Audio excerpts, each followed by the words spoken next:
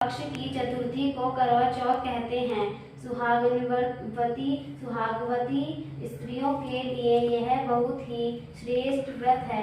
स्त्रियां इस व्रत को पति के दीर्घजीवी होने के लिए करती हैं। इस दिन सुहागिन स्त्रियां चावल पीसकर दीवार पर करवा चौथ बनाती हैं, जिसे वर कहते हैं।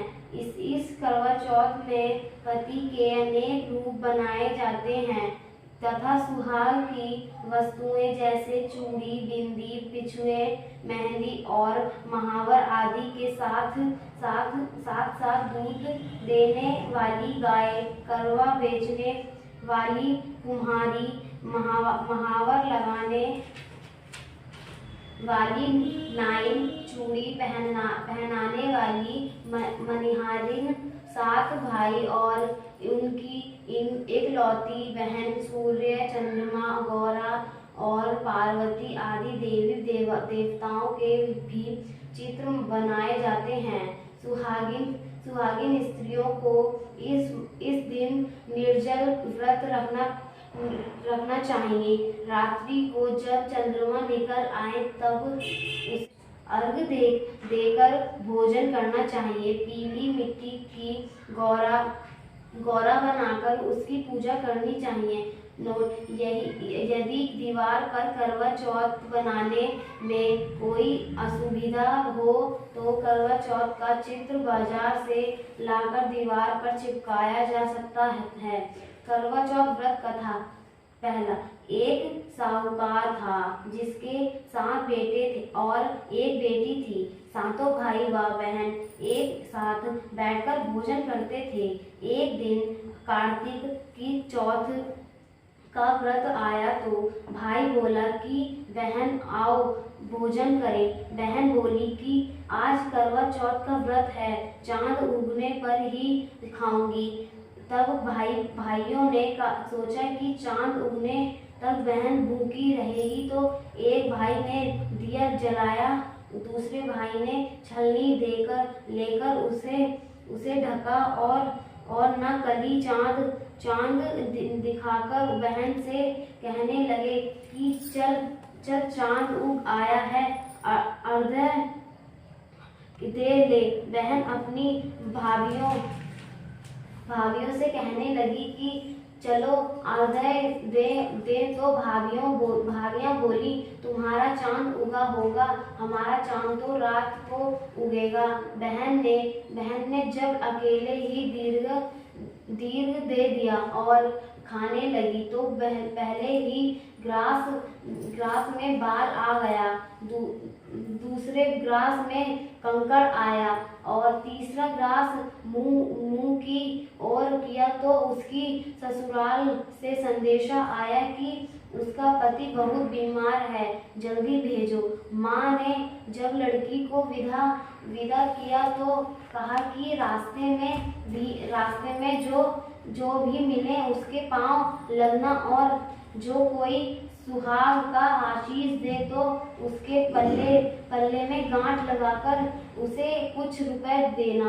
बहन जब भाइयों से विदा हुई तो रास्ते में जो मिला उसे यही आशीष दी कि तुम 7 भाइयों की बहन तुम्हारे भाई सुखी रहे और तुम उनका सुख देखो। सुहाग का आशीष किसी ने भी नहीं दिया। जब वह ससुराल पहुंची तो दरवाजे पर उसकी छोटी ननद खड़ी थी।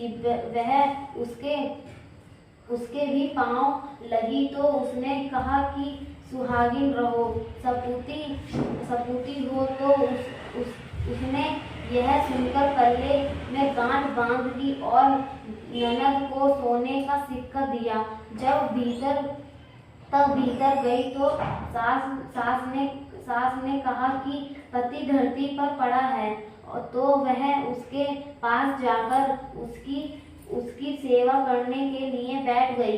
बाद में सास ने दासी के हाथ बची कुची रोटी भेज दी।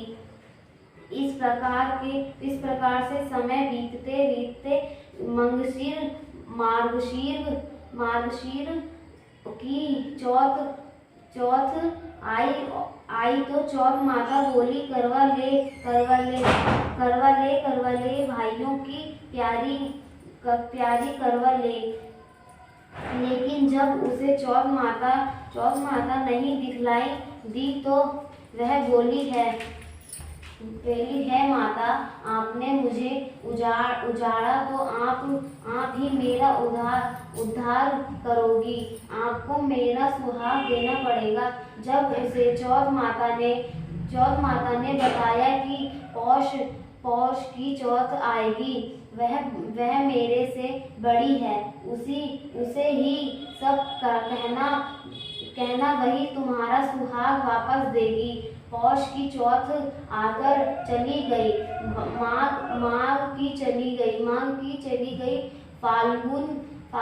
फाल्गुन की चली गई, चैत्र वैशाख ज्येष्ठ आषाढ़ और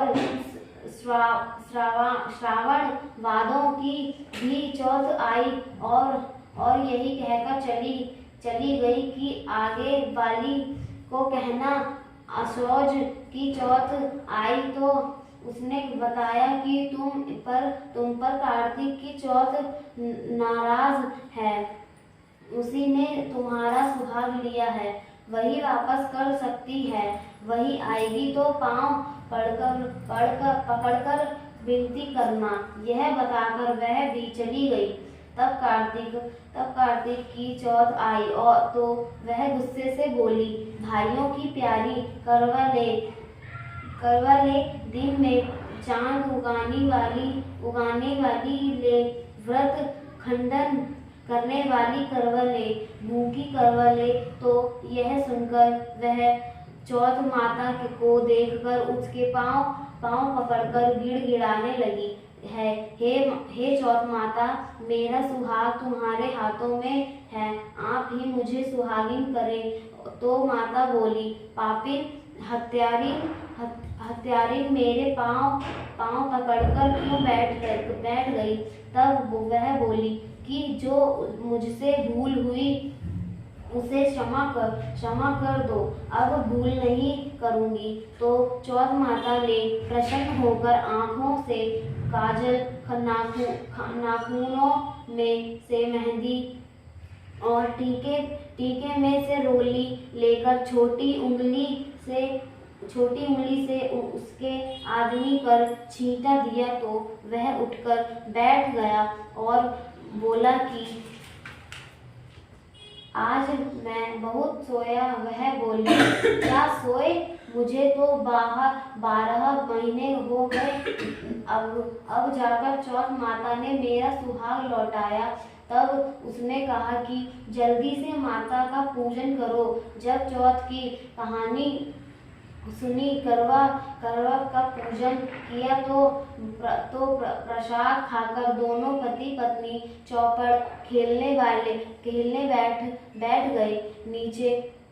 नीचे से दासी आई, उसने उन दोनों के चौपड़ पासे से खेलते देखा तो उसने सासू जी को जाकर बताया। जब से सारे गांव में यह बात प्रसिद्ध होती गई कि सब स्त्रियां चौथ का व्रत करें तो सुहाग अटल रहेगा। जिस तरह से साहूकार की बेटी का सुहाग दिया, उसी तरह से चौथ माता सबको सुहागिन रखे। यही करवा चौथ के उपवास की सनातन महिला है। करवा चौथ व्रत कथा दूसरा।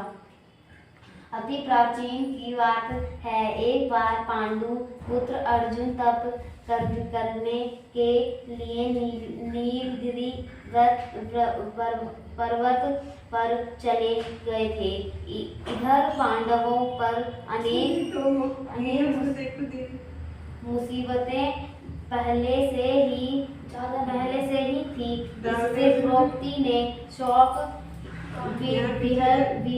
विह्वल हो कृष्ण की आराधना की। उपस्थित हुए और पूछा, क्यों, क्या कष्ट है तुम्हें? प्रभु द्रौपदी ने हाथ जोड़कर कहा, मुझे क्या कष्ट है, आप तो स्वयं जानते हैं, आप तो अंतर्यामी हैं। मुझे कष्टों के बोझ ने विहल कर दिया है। क्या कोई ऐसा उपाय है जिससे इन कष्टों से छुटकारा मिल सके? तुम्हारा प्रश्न अति उत्तम है। द्रौपदी कृष्ण मुस्कुराकर बोले, प्रभु फिर मुझ दुखी नारी का कष्ट दूर करने का उपाय बताइए। द्रौपदी ने पूछा।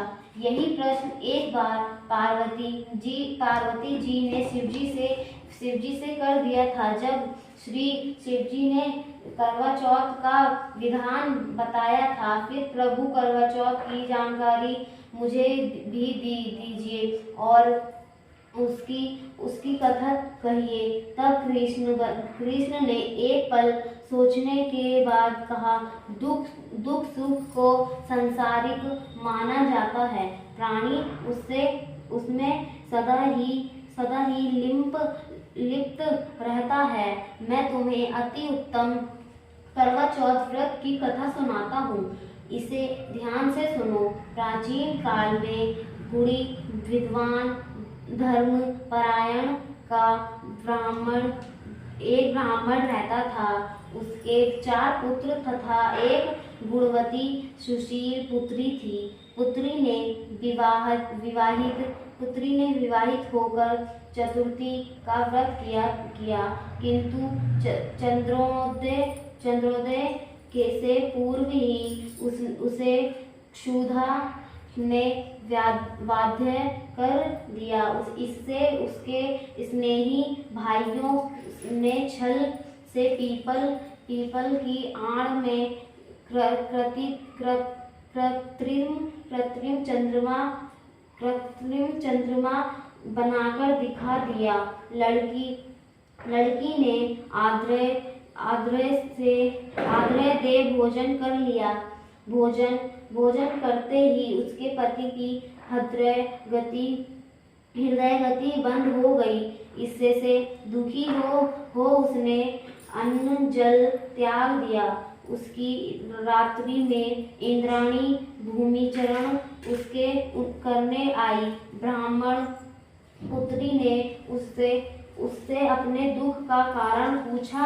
इंद्राणी ने बताया, तुम्हें करवा चौथ व्रत में चौथ दर्शन से पूर्व भोजन कर लेने से यह कष्ट मिला है। तब उस लड़की ने अंजलि बांधकर विनय की इससे मुक्त होने का कोई उपाय बताइए। इस पर इंद्राणी ने कहा, यदि तुम विधि पूर्वक अगली करवा चौथ का व्रत करो तो तुम्हारे पति पूर्ण जीवित हो जाएंगे। कन्या ने ऐसा करने का वचन दिया तो उसका पति स्वस्थ हो गया। इस पर उस कन्या ने वर्ष भर प्रत्येक चतुर्थी का व्रत किया और अंत अखंड सुहाग प्राप्त किया। श्री कृष्ण ने कहा, हे द्रौपदी, यदि तुम इस व्रत को करोगी तो तुम्हारे सभी संकट टल जाएंगे। इस प्रकार द्रौपदी ने यह व्रत किया और पांडव सभी क्षेत्रों में विजयी हुए। इस प्रकार सौभाग्य पुत्र प्रौदाती और धन धान्य की इच्छुक स्त्रियों को यह व्रत विधि पूर्वक करना चाहिए। इस व्रत में भगवान शंकर की आरती की जाती है। करवा चौथ व्रत कथा तीसरा। वह ब्राह्मण परिवार में 7 बहुएं थीं। 6 बहुएं के मायके वाले बहुत अमीर थे। इसी कारण ससुराल में उनका बड़ा मान था, परंतु छोटी के मायके में कोई ना था। वह घर का सारा काम काज करती, सबकी सेवा करती, पर कोई भी उससे प्यार नहीं करता। सभी दुत्कारते रहते। तीज त्योहार पर भी जब उसके मायके से कोई न आता तो वह बहुत दुखी होती। हर वर्ष की तरह इस वर्ष भी करवा चौथ का व्रत आया। अन्य बहुओं के मायकों से उनके छोटे भाई करवा लेकर आए, पर छोटी के मायके में यदि कोई होता तो करवा भी लाता। सास भी छोटी को ही छोटी सुना रही थी। वह दुखी हो घर से निकल पड़ी और जंगल में जाकर रोने लगी। एक नाग बहुत देर से उनका रोना सुनता रहा। अंत में वह अपने बिल से निकल आया तथा छोटी बहू से पूछने लगा, बेटी क्या बात है, तुम रो क्यों रही हो? छोटी बहू बोली, आज करवा चौथ का आज करवा चौथ है, मेरा कोई भाई नहीं है। यदि मेरा कोई भाई होता तो आज जरूर करवा लेकर आता। नाग को छोटी बहू पर दया आई। नाग ने कहा, बेटी तुम घर चलो, मैं अभी करवा लेकर आता हूँ। थोड़ी देर बाद नाग ससुराल पहुंचा। ससुराल वाले इतना सामान देखकर चकित हो गए। सास भी प्रसन्न हो गई। सास ने प्रसन्न मन से छोटी बहू को नाग देवता के साथ भेज दिया। नाग देवता ने छोटी बहू को अपना सारा महल दिखाया और कहा, जितने दिन चाहो आराम से रहो, मन चाहा खाओ, मन चाहा पहनो, पर एक बात याद रखना, सामने रखी नांद कभी मत खोलना। छोटी बहू सारा समय महल में आराम से काटती, पर नांद के बारे में उसकी अंतुकता बढ़ती जाती। एक दिन जब घर में कोई ना था, उसने नांद को उठाकर देखा तो हजारों छोटे छोटे सांप के बच्चे इधर उधर रेंगने लगे। उसने जल्दी ही नांद ढक दिया।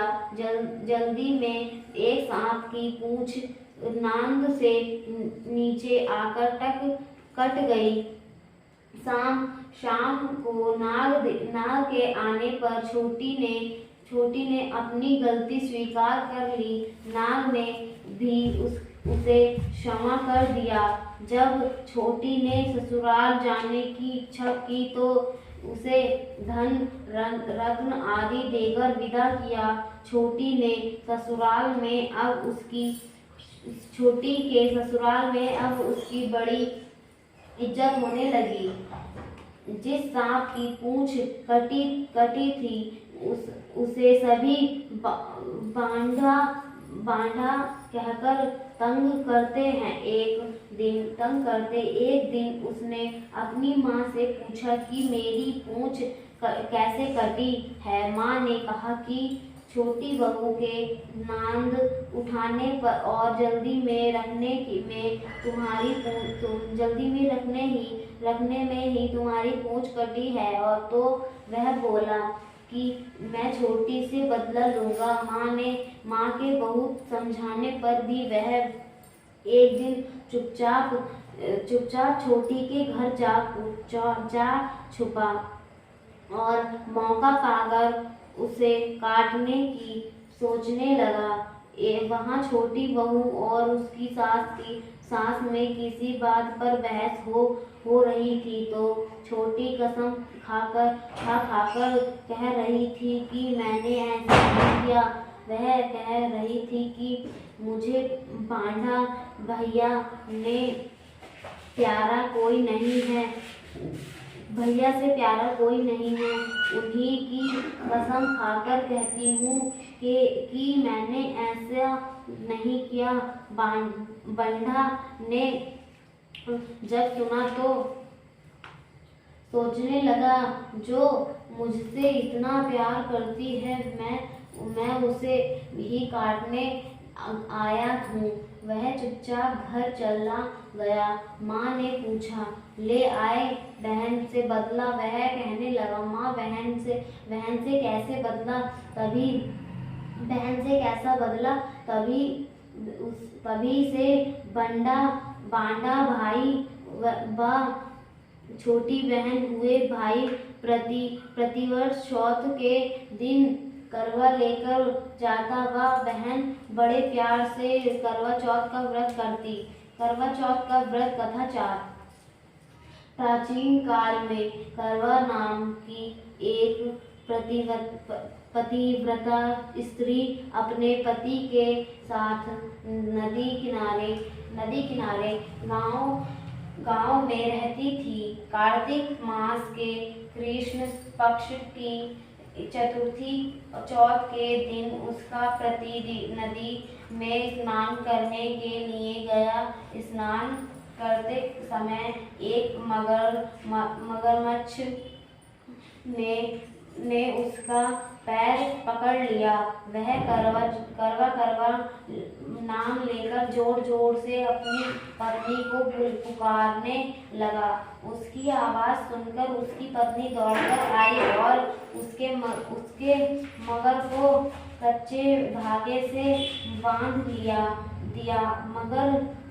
मगर को बांधकर वह यमराज के यहाँ पहुंची और यमराज से बोली, भगवान, मगरमच्छ ने मेरे पति का पैर पकड़ लिया है, अतः मैं पैर पकड़ने के अपराध से में आप अपने बल से उस मगरमच्छ को नरक में ले जाओ। यमराज ने कहा, अभी मगरमच्छ की आयु शेष है, अतः मैं उसे नहीं मार सकता। इस पर करवा ने कहा, यदि आप ऐसा नहीं करोगे तो मैं आपको श्राप देकर नष्ट कर दूंगी। यह सुनकर यमराज डर गए और उस पतिव्रता स्त्री करवा के साथ जाकर मगरमच्छ को उन्होंने यमपुरी भेज दिया और करवा के पति को दीर्घायु प्रदान किए। यह करवा चौथ मनाई जाती है और सुहागिन स्त्रियों के द्वारा व्रत रखा जाता है। हे करवा माता, जैसे तुमने अपने पति की रक्षा की, वैसे सबके पतियों की रक्षा करना। अति शुभम। आरती की गणेश जी की आरती हो गई।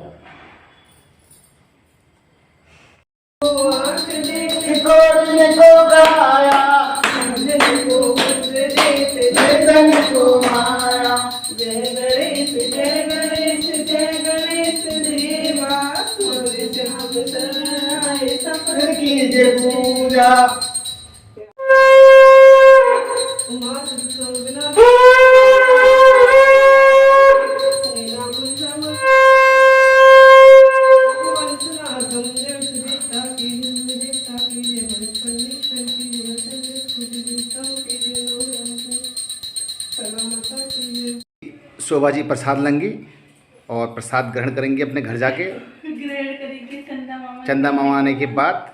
और कैलाश जी आ रखे हैं आजकल दिल्ली से, और शायद बिल्ली भी लाए हैं। अब ये प्रसाद वितरण कर रही है इनको। अब देखिए, ये शोभा ने पूरा झोला निकाल दिया कि 2 किलो रख देंगे।